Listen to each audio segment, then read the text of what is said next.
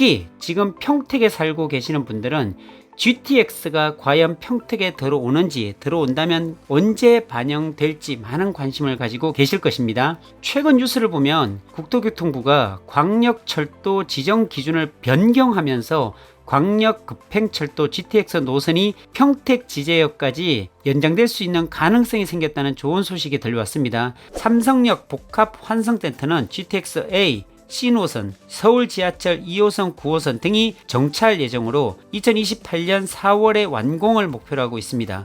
삼성역 복합환승센터 완공이 늦어짐에 따라 부분 개통이 예정되어 있는데요. 정일영 더불어민주당 의원은 현재 진행 중인 설계 적정성과 RFP 검토를 빠르게 처리해서 내년 초 관련 계획을 고시할 예정이라며 설계 및 협약 체계를 상반기 중에 마쳐 2022년 말에 차질 없이 착공하는 것을 계획하고 있다고 설명했습니다. 국토부에서는 내년에 실시 설계를 최대한 서둘러 내년 말에 착공한다는 계획은 아직 유지 중이라고 밝혔습니다. C노선의 전 구간의 착공은 어려울 수 있지만 보상 절차가 없는 국공유지는 먼저 착공이 가능하다고 합니다. 그 변경 기준을 보자면 권역별 지점을 서울 기준으로 서울시청, 강남역 두 군데에서 서울역, 삼성역, 청량리역을 추가했습니다. 또한 거리 반경을 주요 지점에 40km 이내였던 규정을 50km 이내 또는 시 종점 인접 역사 통행시간 60분 이내로 변경하였습니다.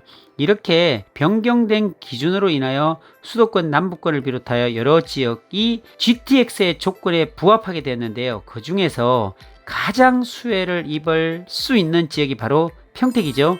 SRT와 1호 안녕하세요. 오픈마인드입니다. 코로나 오미크론으로 인해서 돌아다니기가 두렵기도 합니다. 코로나에 걸려서 나의 건강을 위협하는 것도 두렵지만 나와 접촉했던 사람들에게 민폐를 끼칠 수 있다는 생각에 조심스러울 수밖에 없습니다. 12월 달부터는 부동산에 관련된 화성 송산 그린시티나 용인 SK 하이닉스가 들어오는 원산면 일대, 그리고 서울 세종간 고속도로의 최대 수혜지와 두 개의 고속 전철이 만들어지는 아주 다이나믹한 안성에 대해서 교육을 진행하려고 했는데 코로나가 확산되면서 내년 1월에는 할 수 있을지도 장담할 수 없게 되었습니다. 오를 수밖에 없는 땅을 사는 방법에 대해서, 지역 분석에 대해서, 실패하지 않는 방법에 대해서, 땅을 비과세로 만드는 방법에 대해서, 증여를 무상으로 할 수 있는 방법에 대해서 지금까지 현장에서 겪었던 여러가지 진짜 알찬 내용을 준비했는데 정말 아쉽기도 하고 죄송하기도 합니다. 정말 많은 분들이 교육에 대해서 문의를 주셨습니다. 하지만 코로나 이전처럼 대규모로 교육하기에는 어려울 것 같습니다. 10명에서 20명 정도로 매주 2번 정도 할 계획입니다. 그냥 이론적으로 교육하는 것이 아닙니다. 실제로 땅을 매입하는 과정 속에 일어나는 경험으로 정말로 성공했던 방법으로 알려드립니다. 지금까지 듣도 보도 못했던 방법으로 내가 살려고 하는 땅에 대한 권리 분석을 해드리려고 준비합니다. 사실 책을 출간하려고 준비 중인 내용을 미리 교육 내용에 넣었습니다. 그래서 가치가 있습니다. 정말 도움을 드리려고 준비 중에 있기에 조금만 기다려 주시고 상황이 좋아지면 유튜브를 통해 공지하도록 하겠습니다. 지금까지 3년 정도 교육을 진행했는데 1일 3시간 정도 열정을 다해서 교육을 하기도 하고 했지만 한 번도 교육비를 받지 않았습니다. 그런데 앞으로는 교육비를 받을 예정입니다. 교육비가 생각 이상으로 비쌀 수도 있습니다. 3년 동안 무료로 봉사했기에 이젠 받아도 된다는 마음이 있어서 받기로 결정했습니다. 교육비가 없으면 너무 많은 사람들이 신청하기 때문에 정말로 꼭 필요해서 수강해야 하는 사람들이 들을 수가 없기에 준비하는 저 또한 프로의식으로 잘 준비할 수 있기에 교육비를 유료로 받는 결정을 하게 되었다는 점도 알려드립니다. 본격적으로 오늘의 내용은 대한민국에서 가장 뜨거운 내용 GTX 노선입니다. 흔히 부동산을 알려면 철도를 알아야 부자가 된다고 합니다. 그만큼 중요하다는 이야기지요. 그래서 오늘은 현재 진행되고 있는 GTX A, B, C, D 노선에 대해서 정리해서 알려드립니다. 아주 긴 내용이 아니기에 꼭 필요한 내용으로 준비했기에 끝까지 들어보시면 투자에 많은 도움이 될 것이라고 확신합니다. 요즘 높아져만 가는 세금 부담과 대출 규제로 인해 아파트 시장에서 매수 심리가 위축되어 가고 거래량이 감소했다는 소식을 많이 접하실 것입니다. 그럼에도 불구하고 여전히 거래량이 늘고 상승세인 지역도 있습니다. 성공적인 부동산 투자를 꿈꾸시는 분들께서 안정적으로 투자를 하고 수익을 극대화할 수 있는 방법들은 여러 가지가 있겠죠. 오늘은 그 중에서 철도역에 관한 이야기를 나누어 볼까 합니다.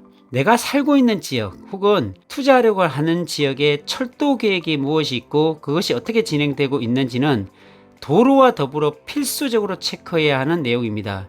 특히 지금 평택에 살고 계시는 분들은 GTX가 과연 평택에 들어오는지, 들어온다면 언제 반영될지 많은 관심을 가지고 계실 것입니다. 최근 뉴스를 보면 국토교통부가 광역철도 지정 기준을 변경하면서 광역급행철도 GTX 노선이 평택 지제역까지 연장될 수 있는 가능성이 생겼다는 좋은 소식이 들려왔습니다. 아주 기분 좋은 소식이죠. 그렇다면 이 소식을 좀 더 자세히 보기 전에 과연 GTX ABC-D 노선까지 현재 진행 상태가 어떠한지, 어떤 상태에 놓여 있는지를 알아야겠죠. 부동산 투자에 관심이 있으신 분들은 오늘 내용 끝까지 시청해 주시기를 바라겠습니다. 현재 수도권 부동산 시장에서 수도권 광역급행철도인 GTX는 집값을 흔드는 최대 변수로 작용하고 있습니다. 수도권 외곽과 서울의 핵심 지역을 20-30분 안팎으로 연결하기 때문에 획기적인 교통수단으로 주목을 받고 있죠. 최고 속도는 180km 수준으로 서울, 강남, 강북 핵심 지역과 거리가 30km 이상으로 멀었던 지역이 최대 수혜 지역이 되었습니다. 지금까지 발표된 GTX 노선은 총 4개로 A부터 D까지 차근차근 알아보도록 하겠습니다. 먼저 GTX 노선 중에 사업 속도가 제일 빠른 것은 어느 노선일까요? 바로 파주 운정에서 서울역과 삼성역을 거쳐 화성 동탄까지 연결하는 A 노선입니다. 유일하게 공사 중인 노선이죠. GTX A 노선이 개통되면 파주에서 서울 구하는 18분, 삼성에서 동탄은 19분, 운정에서 동탄까지는 43분까지 단축이 됩니다. A 노선은 2018년 12월에 착공하여 2024년 개통을 목표로 공사 중이지만 더 늦어질 가능성도 있다고 합니다.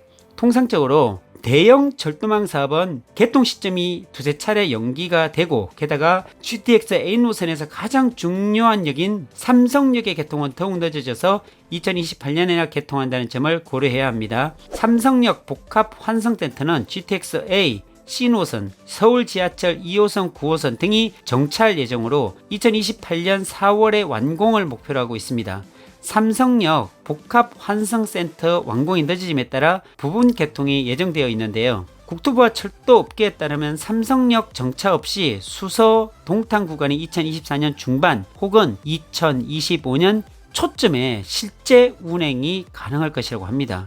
서울시는 삼성역 복합 환승센터의 지하 토목 구조물 공사가 빠르게 진행하여 완공이 되면 국가철도공단에 인계할 예정이라며 나머지 철도시설, 시공, 사용 시기의 문제들은 국가철도공단이 주도하는 영역이라고 말을 아꼈습니다. GTX A 노선의 공정률을 보면요, 삼성에서 동탄 구간은 국가 재정 사업으로 계획 대비 정상 속도를 내고 있는 반면에 삼성에서 운정 구간은 민자 사업으로 계획 공정률에 비해 진행이 다소 더딘 모습을 보이고 있습니다. 삼성에서 운정 구간은 올해 9월에 계획이 25.96%였는데 실적은 21.51%에 그쳤고 연말까지 32.2%로 계획되어 있습니다. 그리고 삼성에서 동탄 구간은 올해 9월에 47.4%의 계획에 따라 실적 또한 47.2%로 목표치에 다다랐고 연말까지는 51.8%의 계획으로 진행합니다.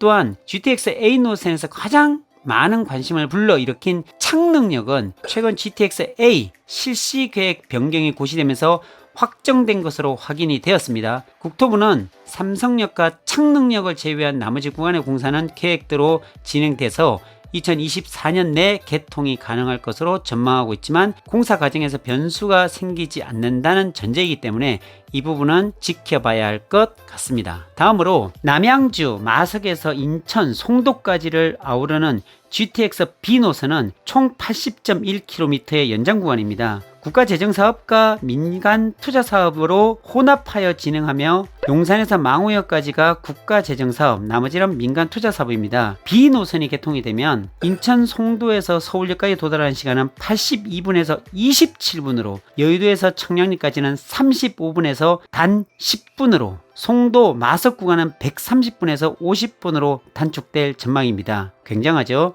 기본계획 발표 일정은 기획재정부와 국토부 간의 협의가 늦어짐에 따라 재차 연기가 되어 2022년 상반기에 발표가 예정되었습니다. 그에 따라 착공 예정일 또한 22년 말 목표에서 23년 중으로 연기될 것이라는 의견이 다수였는데요. 최근 국회와 국토교통부에 따르면 GTX B노선은 현재 용산에서 망우역 건설 재정사업, 기본계획과 용산 망우역 이외 구간 건설 운영을 위한 민간투자 시설사업, 기본계획 고시를 앞두고 있습니다. 정 구간의 경우 설계 적정성 검토 중이며 기획재정부와 국토부가 총사업비를 정해야 합니다. 정일영 더불어민주당 의원은 현재 진행 중인 설계 적정성과 RFP 검토를 빠르게 처리해서 내년 초 관련 계획을 고시할 예정이라며 설계 및 협약 체계를 상반기 중에 맞춰 2022년 말에 차질 없이 착공하는 것을 계획하고 있다고 설명했습니다. B노선에서는 구리시가 경춘선, 갈매역의 정차역 추가를 요구했고, 가평군과 춘천시도